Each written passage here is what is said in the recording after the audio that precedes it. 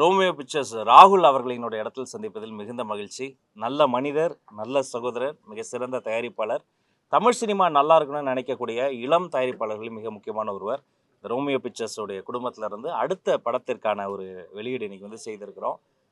இயக்குனர் mister Harshvardhan. Director சாரை பற்றி சொல்லணும்னா நம்ம வினோத் சாரோடு ஒர்க் பண்ணவர். எனக்கு என்ன சந்தோஷம்னா ஜனநாயகனில் ஒர்க் பண்ணவர், துணிவிலும் ஒர்க் பண்ணவர். அப்படி ஜனநாயகத்தையும் துணிவையும் கொண்ட ஒரு இயக்குனருக்கு ஆல் தி பெஸ்ட் பிரதர். சிறந்த ஒரு திரைப்படத்தை இங்கே கொடுக்கறதுக்கு என்னுடைய வாழ்த்துக்கள். அவருடைய ஹோல் டீமுக்கும், இல்லை பங்கெடுத்திருக்கக்கூடிய நடிகர்கள், டெக்னீஷியன்ஸ், ஆர்டிஸ்ட் அத்தனை பேருக்கும் என்னுடைய பெஸ்ட் விஷஸை இந்த நேரத்தில் சொல்லிக்கிறேன். தொடர்ச்சியாக ரோமியோ பிக்சர்ஸ் வந்து முத்திரை பதிக்கக்கூடிய பல்வேறு நல்ல முயற்சிகளை முன்னெடுத்திருக்கிறாங்க. என்னுடைய அருமை நண்பர் சகோதரர் மிஸ்டர் ராகுல் அவர்களுக்கும் அவருடைய டீமுக்கும் இந்த நேரத்தில் என்னுடைய சிறந்த வாழ்த்துக்களை, பெஸ்ட் விஷஸை உங்கள் எல்லார் மூலமாகவும் நான் தெரிவித்துக் கொள்கிறேன்.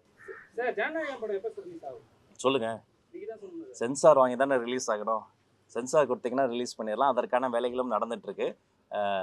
ஜனநாயகன் திரைப்படம் மட்டும் இல்லைங்க, எந்த ஒரு திரைப்படத்தையுமே அரசியல் காரணங்களுக்காக வேறு எந்த காரணத்துகளுக்காகவோ அப்படி வந்து நம்ம பண்ண முடியாது. முறைப்படி, சட்டப்படி அதற்குரிய அந்த ஒரு சான்றிதழ்லாம் வாங்கி தான் கொண்டு வர முடியும். அதற்கான வேலை நடந்துட்டு. அவர் வந்து நேற்று இன்று நாளைன்னு பிரிச்சுக்கங்க. நேற்று வந்து அவர் வந்து நடிகர் விஜய், இன்று மாண்புமிகு தமிழ்நாடு முதலமைச்சர் விஜய். நாளை வந்து அவருடைய கையில் இல்லையா, அது வந்து காலத்தின் கையில் இருக்கிறது. என்ன தீர்ப்பு தர போகிறாங்க மக்கள், என்ன ஒழித்து வைத்திருக்கு நமக்கு தெரியாது. எங்களை பொறுத்த வரைக்கும் அவர் என்றும் தளபதி. நேற்று இன்று நாளை என்றும் எங்களுடைய பாசத்திற்குரிய தளபதி விஜய். திரைத்துறை என்பது பெரிய தலைவர்களை உருவாக்கிய ஒரு தாய்மடி. எங்கள் முதலமைச்சர் அங்கேருந்து தானே வந்தார்.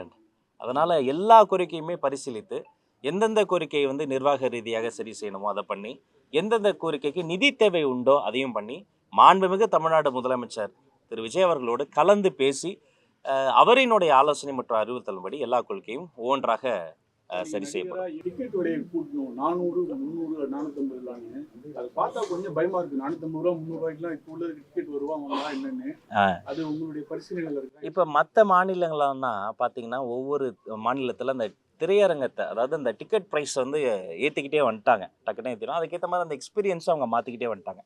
தமிழ்நாடை பொறுத்த வரைக்கும் ஒரு விஷயத்தில் ரொம்ப தெளிவாக இருக்கும். மக்களுக்கு அது சுமையாக மாறிடக்கூடாது. அதே சமயம் அந்த பிளேயர், அதாவது அந்த பர்டிகுலர் தேட்டர் ஓனர் ஒரு ஐமேக்ஸ் ஸ்க்ரீனை வச்சுருக்காங்கன்னு வச்சுக்கோங்களேன். அந்த ஐமேக்ஸ் ஸ்க்ரீனை மெயின்டைன் பண்ணுறது சாதாரணமான ஒரு விஷயம் கிடையாது. ஓப்பனேமர் மாதிரி ஒரு திரைப்படத்தை நம்ம வந்து ஐமேக்ஸில் பார்க்குறோன்னா அதுக்கு ஒரு மெயின்டெனன்ஸ் சார்ஜ் இருக்குது. அதுக்கு வந்து ஆஸ்பெக்ட் ரேஷியோவே மாறும். டெக்னிக்கலாக உங்களுக்கு தெரியாத சட்டம் இல்லை. அதனால் அதற்குரிய அந்த மாதிரி ஐமேக்ஸ் தேட்டர்ஸ்க்குலாம் வந்து கொஞ்சம் டிக்கெட் ரேட்டு ஏற்றலாம். அப்புறம் பொதுவாகவே அங்கே இருக்கக்கூடிய அந்த ஒரு எக்ஸ்பீரியன்ஸை என்ஹான்ஸ் பண்ணும்போது லென்ஸ் லைஃப்லாம் இருக்குது, அதெல்லாம் பண்ணும்போது ஏற்றலான்ற ஒரு கோரிக்கை வந்திருக்கு. இரண்டு தரப்பையும், மக்களையும் ரசிகர்களையும் அந்த திரையரங்கு உரிமையாளர்களையும் ஒரு வின்வின் சுச்சுவேஷன் மாதிரி எல்லாத்தையும் கன்சிடர் பண்ணி ஒரு ப்ரைஸ்க்கு வந்து நம்ம கொண்டு வந்துடும். ஸ்நாக்ஸ் ப்ரைஸ் வந்து ஏற்றுவாங்க. இது ஓவரால் வந்து மக்களுக்கு வந்து வாங்கும் திறன் அதிகமானால் கூட அங்கே ப்ரைமரி வேலை என்னன்னு பார்த்தீங்கன்னா அந்த திரைப்படத்தை ரசிப்பது தான். இவங்கெல்லாம் அதை உருவாக்குறதுக்கு தான் போராடிக்கிட்டு இருக்கிறாங்க. அவர்லாம் லைஃபே பணைய வச்சு இதெல்லாம் பண்ணிட்டு இருக்கிறாரு. அப்போ அல்டிமேட்டாக அந்த எக்ஸ்பீரியன்ஸை மட்டும் பாதுகாக்கணும், அதை மட்டும் கொடுக்கணுங்கிறது, அதுக்கு ப்ரைஸ் ஏற்றிட்டு போடுங்கிறது மட்டும் இல்லாமல் இவங்கள மாதிரி தயாரிப்பாளர்கள், இயக்குநர்கள், அண்ணன் பெருந்தனமே நீ நடிகர்ன்றார். நான்லாம் சின்ன சின்ன வாத்தியார்கள், போலீஸ்கள், அது மாதிரி சின்ன சின்ன நடிகர்கள், குணச்சித்திர நடிகர்கள், அவங்களுடைய லைஃப்லாமும் நம்ம வந்து பார்க்கணும். அப்போ ஒரு மிடில் பாயிண்டில் இருந்தால் தான் அது கரெக்டாக. ரொம்ப அதிகமாக வைத்திடக்கூடாது, ரொம்ப இதுவாகவும் பண்ணிட முடியாது. படைப்பாளிகளினுடைய வாழ்வாதாரம் பாதிக்காத வகையில் அதெல்லாம் சரி செய்யப்படும். ஆசைப்பட்டதெல்லாம் செய்து பார்ப்பதற்கு என்னை என்கரேஜ் பண்ணக்கூடிய பேரண்ட்ஸ் கிடைச்சார். என் அப்பா கிடைச்சாங்க, என் அம்மா கிடைச்சாங்க. நான் என்ன வேணால் பண்ணலாம், கம்ஃபர்ட் ஜோனை விட்டுட்டு லைஃப்பில் ஒரு ரிஸ்க் எடுன்னு சொல்லக்கூடிய ஒரு ஃபேமிலி சப்போர்ட் சிஸ்டம் கிடைச்சாங்க. என் ஒய்ஃப், என்னுடைய குழந்தைகள் கிடைச்சாங்க. அதுக்கு மேலே நம்ம ட்ரீம்ஸை வாங்க பிரதர், நான் பார்த்துக்கிறேன், என்ன வேணால் பண்ணுங்கள், அவுட்புட் பற்றி கவலை இல்லை, ப்ராசஸில் நீங்கள் நேர்மையாக இருக்கீங்க வாங்கன்னு சொல்லக்கூடிய ஒரு மாதிரி மனிதர்கள்லாம் கிடைச்சாங்க.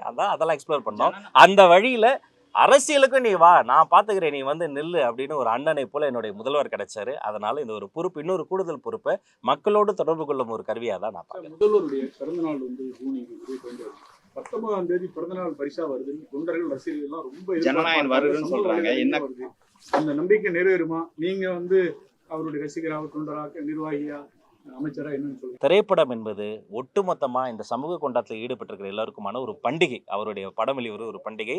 அந்த பண்டிகையும் வரும்னு நானும் நம்புறேன். அண்ணன் உங்ககிட்ட சொன்னாங்களா இதை பத்தி? ஏதாவது அண்ணன் பேசியிருக்காங்களா? இல்ல இப்ப எல்லாமே ஆர்வமா இருக்காரு. ஜூன் 22 அவங்களோட பிறந்த நாளைக்கு வரும்னு சொல்லியிருக்காங்க.